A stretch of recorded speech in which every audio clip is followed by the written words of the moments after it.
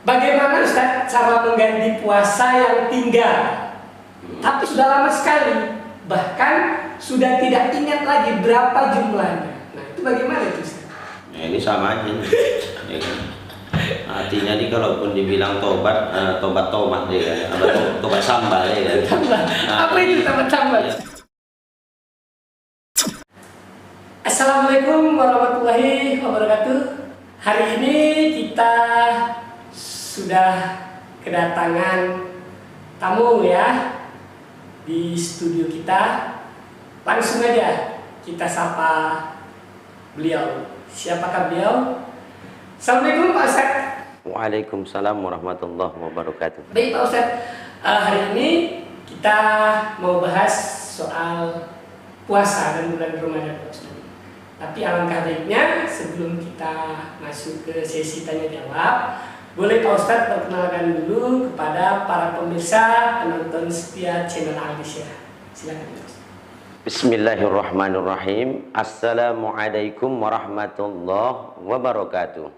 Baik, nama saya Ustadz Dodi Syah Putra, yang insya Allah hari ini akan berbincang-bincang seputar tentang puasa, yang intinya tentu akan dipandu oleh mas kita yang ganteng, ya kan, yang penuh dengan karisma.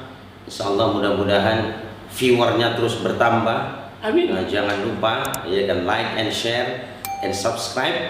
Dukung terus channel yang baik ini menjadi media dakwah syiar Islam kita, agar insya Allah masyarakat Muslim di Indonesia semakin bisa menjadi insan-insan yang lebih baik. Amin ya rabbal alamin. Nah, silakan Mas Ali. Terkait sekarang ini bulan Ramadan, ya, jadi banyak teman-teman yang sudah mengirim pesan ke saya beberapa pertanyaan. Salah satu pertanyaannya seperti ini Ustaz. Apakah orang sakit harus mengganti puasanya jika sudah tidak sanggup puasa di bulan Ramadan? Iya, bismillahirrahmanirrahim. Akan saya jawab. Pertama, panggilan seruan perintah ibadah puasa ini terdapat di dalam surah Al-Baqarah ayat 183. Allah katakan, ya ayyuhalladzina amanu kutiba alaikumusiyam. Allah panggil dengan sebutan hai orang-orang yang beriman. Panggilan ini adalah panggilan hati, panggilan kolbu. Seperti awal saya katakan, ini panggilan hati, tentunya yang harus diperiksa itu hatinya dulu. Benar nggak hati? Iya, benar nggak hatinya. Terkadang fisik itu jadi alasan. Fisik itu jadi alasan. Alasannya nggak tahan puasa. Yang kadang-kadang lucunya ini begini, ya kan? Puasa sebenarnya aku tahan, lapar, tapi hausnya nggak tahan. Ya, itu sama aja. Sama aja bohong ya, sama aja bohong. Ya kan, puasa sebenarnya aku haus, lapar, tahan. Tapi kalau bagi orang yang perokok mengatakan bahwa ya paling nggak tahan aku ngerokok, mulutnya kecut aja. Jadi itu yang perlu sebenarnya dicek. Jangan-jangan hatinya memang sakit. Seandainya hatinya bersih, hatinya kuat, hatinya sehat, maka tentunya insya Allah apapun kondisinya, insya Allah dia tetap akan berniat, berazam, bertekad kuat untuk beribadah, yaitu puasa Ramadan. Puasa Ramadan ini setahun sekali, ya kan? Belum tentu tahun depan kita bertemu lagi di puasa Ramadan. Jangan-jangan Allah sudah memulangkan kita ke showroom, ya kan? Memulangkan kita ke kampung halaman sejati. Walaupun sekarang lagi ribut masalah mudik sama pulang kampung, wallahu alam. Jadi kata Allah, bagi orang-orang yang sakit, yang musafir atau dalam perjalanan, ya, itu diperbolehkan untuk tidak berpuasa, namun agar kiranya mengganti puasa Ramadan itu di luar hari atau bulan Ramadan. Tetap kita harus menggantinya. Ya, karena ini adalah puasa wajib, ya kan, bagi orang-orang yang beriman sesuai Allah panggil dengan hatinya. Terkadang akunya saja beriman, kalau ditanya puasa puasa, ya kan? Tapi budi sekarang, ada istilah budi. Apa itu, Ustaz? Buka diem-diem. Bukan diam-diam. Ini yang parah. Bukan hanya anak-anak, ya kan? Ayah-ayah pun sekarang gawat. Dari rumah puasa, ya kan? Kenapa? Takut sama bininya. Kalau nggak puasa kena repet.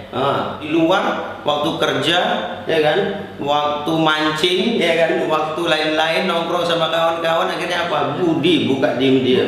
Nanti sampai rumah pulang ditanya sama istrinya, Mas, iya masih puasa ya? Masih lah, masa ayah nggak puasa? Malulah sama anak-anak. Padahal di luar udah budi duluan, buka diem-diem. Makanya puasa ini memang hanya Allah yang tahu. Jadi sehingga bagaimana kita misalnya kuat hati kita, kalbu kita, kalau kita memang bisa berpuasa, insya Allah. Karena kata Rasul, sumu tasihu, puasalah kamu, niscaya kamu akan sehat. Kecuali memang ada sakit bawaan yang sudah menahun, yang sudah akut, yang sudah kronis, yang sering kambuh, ya kan, dan segala macam, itu mungkin dimaklumi oleh Allah Subhanahu wa Ta'ala. Boleh tidak berpuasa di bulan Ramadan, ya kan, namun agar mengganti di luar Ramadan tatkala dia sehat. Nah, kayak mana Ustadz kalau di luar Ramadan juga nggak sehat-sehat? Nah, itu kan jadi pertanyaan. Ya, benar, Ustaz. Betul nggak? Benar. Bagaimana cara melihat ini? Makanya tetap kata Rasulullah, kalau kita memiliki rezeki, ya kan, maka kita diwajibkan untuk menggantinya lewat membayar fidyah, yaitu memberikan makan kepada fakir miskin, ya kan, orang-orang yang membutuhkan dan lain sebagainya. Islam itu mudah. Kita ya sendiri yang terkadang yang memayah-mayahkan, tapi yang penting jujur.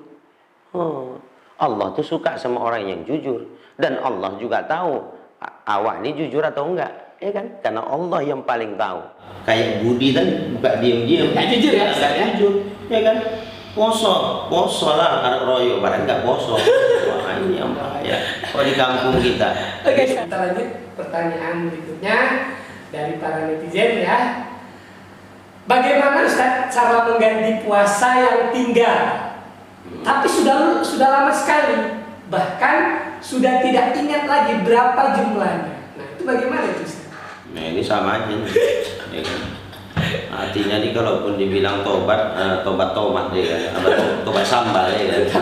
Apa itu tobat sambal? Ya, tobat sambal ketika makan ya kan pedas, aduh tobat. Tapi dimakan juga habis juga sambalnya. Nah, itulah dia tobat sambal. Jadi begini, Allah sampaikan dalam Quran, wasari'u ila maghfiratin min rabbikum wa jannah arduhas samawati wal ard uiddat lil muttaqin. Jadi kata Allah, bersegeralah kamu wahai hamba-hambaku, ya kan, memohon ampun kepadaku.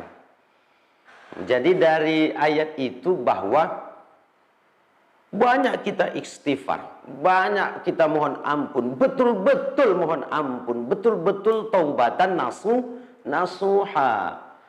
Padahal beberapa ulama mengatakan bahwa taubatan nasuhanya seseorang dengan sebelumnya bergelimangan dosa yang tak terhingga dan tak terhitung, insya Allah Allah akan mengampunkannya. Tetap diampunkan. Ampunkan, tapi betul-betul tobatnya. Jangan pula tobat sambal, kan? Nanti udah hilang pedasnya kumat lagi kan gitu. Dibuat lagi. Nah, berkaitan bagaimana kita cara menggantinya. Yang pertama kita harus taubatan nasuha kepada Allah. Bukan tobat sambal ya? Nah, bukan tobat sambal. Ya, tobat setobat-tobatnya. Yang kedua adalah bagaimana kita tetap mengganti puasa itu di luar Ramadan, walaupun kita tidak ingat jumlahnya berapa. Ya, tapi semampu kita. Semampu kita. Rabbana wala tuhammilna ma la taqata lana bi wa'fu 'anna waghfir lana warhamna anta maulana fansurna 'alal qaumil kafirin. Untuk mengganti puasa kita yang telah lalu yang mungkin kita tinggalkan, walaupun kita tidak ingat bilangan tepatnya berapa, namun ada ikhtiar yang kuat untuk kita menggantinya di luar Ramadan, ya kan, dengan catatan semampu kita. Oke, pertanyaan berikutnya. ketika kita sedang berpuasa Ustaz, ini pertanyaan dari teman-teman para penonton setia ya. Ketika kita sedang berpuasa, kebetulan ada orang lain yang tidak berpuasa, sedang berada di dekat kita, dan dia sedang makan di depan kita. Kemudian karena makanannya itu lezat, kita merasa selera, sampai selera itu menimbulkan kita itu menelan ludah melihat dia makan itu. Itu bagaimana hukumnya Ustaz? Ceritanya ngiler. Iya betul, ngiler ceritanya. Hampir ngences. Bahasa apa itu Ustaz? Hampir ngences ini. Iya, Hampir ngences ini. sampai menelan ludah Ustaz. Wah, sampai menelan ludah ya kan. Itu ngiler atau ngences lah ini. Betul Ustaz. Jadi yang iyanya dua-dua tuh udah salah itu. Dua-dua salah. Udah salah, menyalah dulu lah. Iya. Yang pertama begini, bagi saudara-saudara kita yang tidak berpuasa, hargailah. Ya, jangan pula makan sembarang tempat. Iya kan, buang sampah aja nggak boleh sembarang tempat. Nah, ini konon lagi, ya kan, nah, puasa. Ya, orang yang tidak berpuasa jangan sembarang tempat, ya kan, apa namanya, makan, minum, merokok dan lain segala macam itu juga harus disesuaikan tempatnya. Jangan terbuka tempat umum, karena memang tidak ada apa namanya hal-hal yang membatalkan puasa itu. Kalau kita hanya ngiler, ya kan, hanya ngences, hanya menelan ludah itu, tapi puasanya makruh. Nah, solusinya apa? Menghindar. Pergi dari tempat teman atau orang yang ada makan itu. Seperti itu. Jangan duduknya di situ. Makanya orang yang berpuasa duduknya di masjid, iktikaf, kan itu, di perpustakaan Islam, baca-baca buku. Oke Ustaz, yang terakhir Ustaz, singkat saja Ustaz, karena waktu juga ya Ustaz. Di dalam kondisi sekarang ini, saat kita menjalankan ibadah puasa, corona sedang melanda negeri ini, Ustaz. Jadi mungkin berikan pesan singkat kepada para penonton, kaum muslimin, muslimat Ustaz di negeri ini, pesan singkat buat kita semua Ustaz. Berkaitan dengan puasa Ramadan, apakah itu ibadah dan amal soleh yang kita lakukan, yang sekaligus juga diiringi dengan wabah penyakit, ya, virus corona yang sama-sama kita hadapi, maka saya memohon kepada seluruh rakyat Indonesia, terkhusus umat muslim, yang pertama, mari kita jadikan puasa Ramadan kali ini sebagai bentuk ibadah dan amal soleh yang terbaik kita kepada Allah. Karena dengan ibadah dan amal soleh yang terbaik yang dapat kita lakukan pada Ramadan kali ini, insya Allah itu bisa mendatangkan, mencurahkan, membukakan izin, ridho, rahmat, berkah dari Allah Subhanahu wa Ta'ala, berupa segeranya Allah menghilangkan, menghapus, memusnahkan virus wabah corona yang sedang kita hadapi ini. Dan bagi kita saudara-saudara yang mungkin sudah ada indikasi dan potensi terpapar virus, untuk kiranya menahan diri supaya tidak terjadi penyebaran virus secara masif dan meluas. Kemudian ada sesuatu kondisi yang sangat miris, yang sangat menyedihkan hati saya. Walaupun memang ada anjuran boleh sholat di rumah masing-masing, beribadah di rumah masing-masing, sehingga kita tidak melakukan secara berjamaah, apakah sholat 5 waktu, apakah tarawih dan lain segala macam. Tapi yang rasa miris kita bahwa ketika masjid itu di lockdown atau ditutup, maka segala aktivitas beribadah kepada Allah di dalam masjid tersebut itu ditutup. Sehingga marilah ada sebuah kebijakan yang arif. Sebagai contoh misalnya, kalaupun memang sebuah wilayah, daerah atau kampung di mana masjid tersebut sudah menjadi zona merah dan betul-betul sangat membahayakan, tapi kita masih yakin dari beratus orang atau beribu orang dari di mana masjid itu berada, kita pasti yakin masih ada yang steril, masih ada yang negatif, masih ada yang sehat, yang tidak terkena virus. Sehingga apa solusinya? Yang arif dan bijaksana, adanya dibentuk orang-orang yang secara sukarela dan bersedia. Apakah 5 orang, apakah 6 orang, apakah 7 orang, tergantung jumlahnya, yang mereka memang betul-betul bersih dari virus corona untuk tetap menghidupkan masjid itu sehingga masjid itu tidak tutup.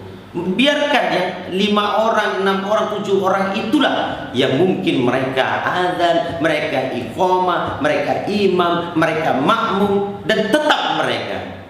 Sehingga yang lainnya silahkan sholat di rumah masing-masing, sehingga masjid kita tetap ada kumandang azan, masjid kita tetap ada kumandang iqamah, masjid kita masih tetap ada kumandang bacaan-bacaan sholat, masjid kita masih ada kumandang ayat-ayat suci Al-Quran. Kalau seandainya masjid itu tutup total, tak ada sedikit pun terdengar suara kalimat-kalimat thayyibah, kalimat-kalimat indah dari Allah Subhanahu wa Ta'ala yang dilantunkan hamba-hambanya, maka rasanya sangat sedih Mas Ali. Oleh karenanya para ustadz-ustadz, para ulama-ulama, para tuan-tuan guru, baik Majelis Ulama Indonesia, mohonlah agar kita mencari solusi yang terbaik. Mungkin itu saja Mas Ali. Terima kasih. Baik teman-teman pemirsa setia channel Aldisya, sampai di sini dulu bincang-bincang kita bersama Ustadz Dudi Syaputra. Semoga saja apa yang beliau sampaikan menambah bekal ilmu dan pengetahuan buat saya dan kita semua tentunya. Saya ucapkan selamat menjalankan ibadah puasa. Sampai ketemu lagi di kesempatan berikutnya. Wassalamualaikum warahmatullahi wabarakatuh.